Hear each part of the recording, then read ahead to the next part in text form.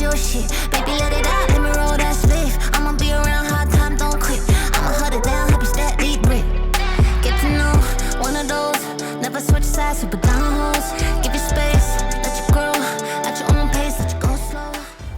UI design is in the process of reinventing itself a little bit. It's changing, and I'm gonna show you a very interesting trend today. It merges the well-known flat minimalism with some skeuomorphic elements for an additional level of delight. Today I'm gonna show you what I call plasticity of UI design by showcasing the work of 12 designers that are pushing new boundaries and experimenting with different materials in UI designs. Treat it as an inspiration. Of course, that kind of design is not really useful or suited for every possible product, but there are products that it will work very well for, and all the consumer-facing apps could benefit from at least trying an approach like that.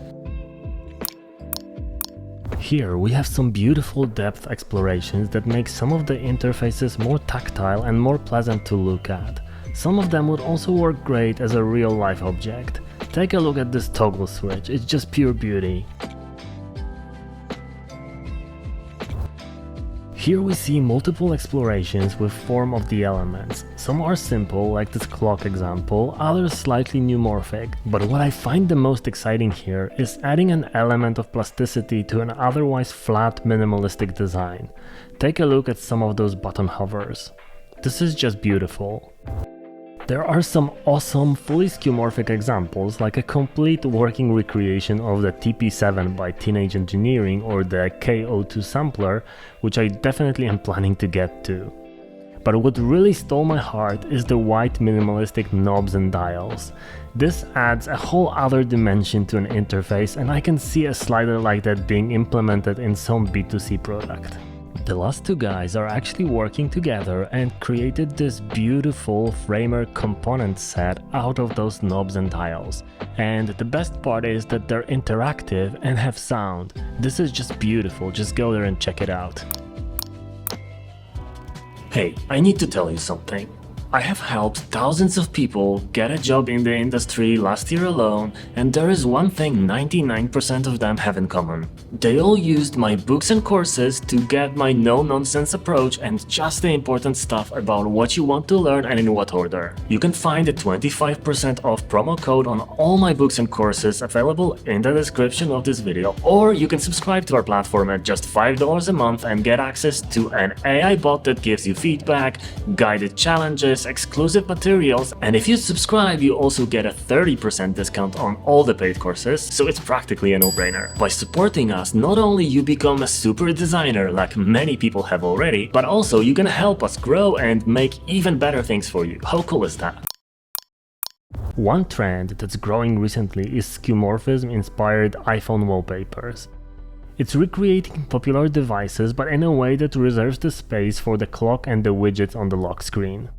This is graphic design, not an interface, but it's a conscious graphics design that's designed specifically for a device, like a medium. I found Mark's work only last week, but I was blown away from the start.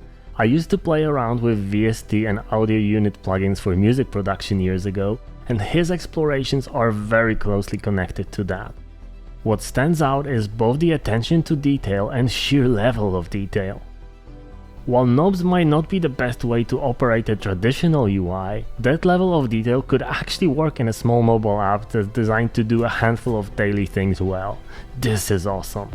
Another set of music production inspired examples came from Mick, and boy, they're pretty. The instruments are actually presented as iPhone apps, which makes sense because most music apps actually benefit from skeuomorphism. Then there are racks with beautiful connection cables, device explorations, and more. This is how UI designers should be experimenting, not by just changing a border radius on a flat rectangle by 2 points. Another set of plasticity goodness with keyboard explorations, including a very detailed breakdown of a keyboard. What I found the most interesting here are plasticity merged with flat in some watch interaction experiments too. Pedro uses that plasticity field to bring some depth into more regular app designs. I love the skeuomorphic stitched minimalism because it's not often you see stitched edges with a glassmorphic shape. And cool uses of depth like in this chat window are what I think interfaces should be exploring more often. We have some classic Skeuo recreations of objects, phone wallpapers, but also very cool landing page heading, and yes, an audio interface in dark mode with insane attention to detail. Just look at the knobs. Quick example from Sebastian with a merge of plasticity and minimalism. It's not about adding shadows and glows everywhere, it's about making it tangible, even just a little bit. This compressor plugin, rendered as a mix of an interface and a device, had been floating around the internet for a while. It's just beautiful. But take a look at this dimming animation. This is another tangible interface that uses plasticity to make it more believable. Imagine dimming your smart home lights with a virtual knob like that. Pure pleasure and way better than just a minimalist slider. Mixing Skeuo with minimal? Here's another awesome example of this. Sure, some of the components look quite retro, but that could actually fit some specific product type very well.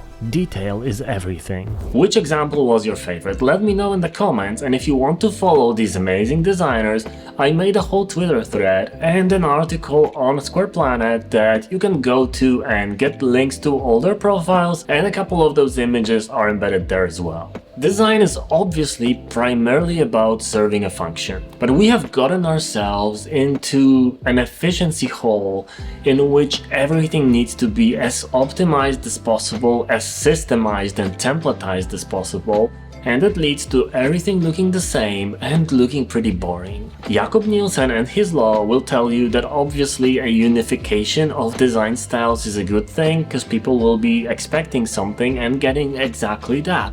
And in most cases, yeah, that's true, but designers should be curious and should be experimenting with new things. And of course, to be really good at design, you need to grasp all those fundamentals that can be done pretty well in flat design. But then, as a designer, it's really essential, if you do experiment, if you're curious and you're playing around with design, to push it to some new frontiers. Otherwise, this is just gonna be a simple drag and drop job. If you want to practice some of these concepts a little bit more, we have a whole new graphics design challenge on Squareplanet that you can join in for free and learn how to do some semi-realistic objects in your design tool like Figma, and learn them by using shadows, blurs, and other effects to make something look a little bit different than a flat design. And what people are uploading there is pretty mind-blowing.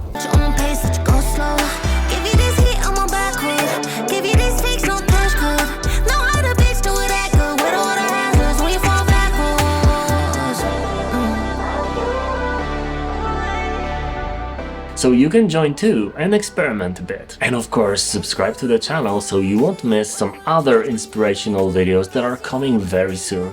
And obviously, let's have a beautiful day.